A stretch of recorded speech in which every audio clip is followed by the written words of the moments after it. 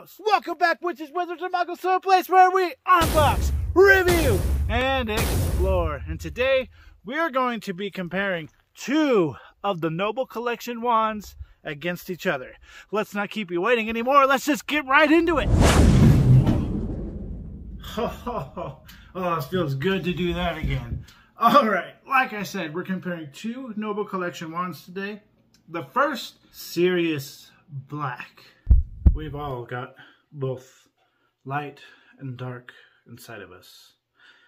What matters is the part we choose to act on. The second, Professor Sybil Trelawney. I dare not, Headmaster. If I join the table, we shall be 13. Nothing could be more unlucky. Never forget, when 13 dine together, the first to rise will be the first to die. Okay, so we're going to start out with Sybil Trelawney's wand. Her wand is 9.5 inches, hazelwood, and unicorn hair. Now, if you look closely at the color, it's got like a reddish tint to it, like a brownish red tint to it. It's got a little bit of black right here in the swirls. And if you look at the handle, it's got the ancient ruin markings on it. But the most noticeable for this wand is the square shape of the handle. Fun little fact, the nameplate for Professor Sybil Trelawney's Noble Collection wand is misspelt. Sybil is spelt with 2 L's and not 1. So if you have this misspelled nameplate, I believe it's misspelled on the box also, keep very good care of this, because misprinted collectibles run a lot of money one day. Now we'll go to Sirius Black's wand. So if you notice this wand, keep in mind the color of Sybil Trelawney's wand. This wand is more of a, I want to say more of a brown color, kind of like the bark on a tree. We do have some swirls at the bottom, but it's also etched with circles and different shapes on it. I'll give you a closer look here in a second. But the main focus right here is the square shape of the handle. They both have the square handles, and they both have the ancient ruin markings on them. So that being said, let's take a closer look at the two wands side by side. So we have on the left Sirius Black, on the right Professor Trelawney. Now notice the ancient ruin markings on them. Professor Trelawney has a bit, but Sirius Black has a bit more. I would also like to point out that Sybil Trelawney's wand only has markings on 3 sides of the wand. One side is left blank. Now if we look at Sirius Black's wand, we note 1, 2, 3, 4. All 4 sides of Sirius Black's wand have ancient ruins on them. Sirius Black's ancient ruin markings go all the way down, I want to say the full length of the handle to the neck right there. So it kind of divides the wand in half.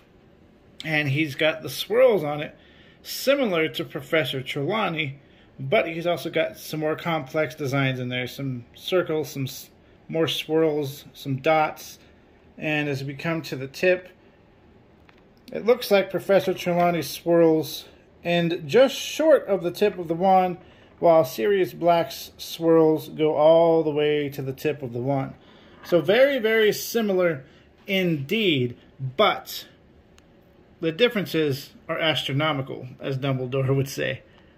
But the other similarity is this square shape of the handle. These are the only 2 wands I could think of off the top of my head that have that square handle. Now let's see if we can see where the swirl on the handle starts, and they both start about the same spot. I would say that's very similar indeed. Now the similarities between these wands, I don't exactly know what the justification is, but we can see side by side that they are very, very similar indeed. Now one of the things I want to do in my last video of Professor Trelawney's wand unboxing, somebody mentioned that I didn't measure the wand. Now, I've noticed that there's a big difference between the actual wand lengths and the book wand lengths. The book wand lengths are lengths that are more that you can keep on your person. They're shorter, but the ones in the movies are a bit longer, I guess, so that you can actually see them on the screen so that they kind of pop out a little bit more. So let's go ahead and measure these ones. We'll start with Professor Trelawney's wand, which is said to be 9.5 inches. The Muggles, they're so nice in this house. They let me borrow their measuring thing. They have weird ways of doing things, I swear. Muggles will go to great lengths to avoid magic. But, like I said, let's do Professor Trelawney's one first. And we got the measuring stick down. Professor Trelawney's one is exactly 15 inches long. Now, for the other ones out there, let's do it in centimeters. Professor Trelawney's one is it's 38.25 centimeters long. So this goes to show that 9.5 inches that it says that it is, that's book length. So we have to conclude book length and movie length are entirely different. And then now we will jump to Sirius Black Wand, which I have done a full unboxing and review. I'll put the link right here. But we'll go ahead and measure this wand because I think they are very similar in length. Alright, let's get over to Sirius Black Wand now. Muggles, they let me borrow this again. So let's measure the inches right here for Sirius Black Wand. I think that they're going to be very similar. Ooh, Sirius Black Wand is just over 15 inches long. Let's flip it over the centimeters. And Sirius Black Wand is 38.5 centimeters. So there we have it. Book length and movie length are completely different. But let's get back to Professor Trelawney's wand and let's take a look at the markings on this wand. Now, the only thing I can find out about these markings is that they're celestial markings. I don't know anything else about them. I would assume they would have something to do with her inner eye and seeing the future. But this wand in general is not used much in the books or in the movies because she is divination. She is of the seeing eye. So I think she prefers to go that route. She's not a squib by any means, but she just prefers not to use this wand. In fact, from my book of Harry Potter wands, it is said that her wand is made to resemble that of eating utensils and a hairpin. And now her hair is always up. If I remember, I think her hair is usually up. Her wand is probably in her hair. Now, we come over to Sirius Black Wand. We take a closer look at the ancient markings on here.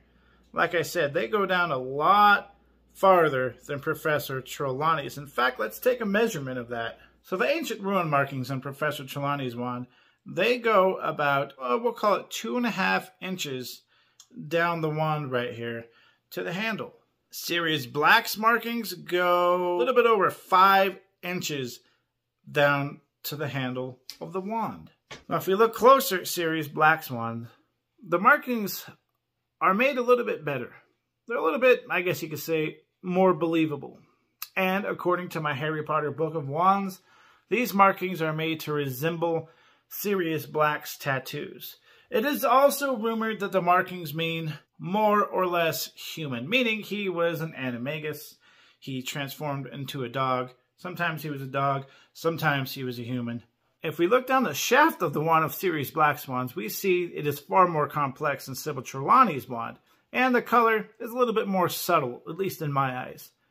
And it kind of brings out the designs a little bit more. And like I said, that swirl goes all the way to the tip. Professor Trelawney's wand, the swirl ends just shy of the tip. I don't know why they did that, but it ends just shy of the tip. Let me know down in the comments below, which wand do you like better? Do you think that they're that significant? What is the biggest difference that you see between Sirius Black's and Sybil Trelawney's wand? And again, if you guys haven't subscribed to my channel yet, go ahead and hit that button. Bang on that bell button because I have a lot of Harry Potter merchandise still to come. I don't see this ever stopping anytime soon. And as always, have a very good day. Be kind to one another. Love each other. Knox!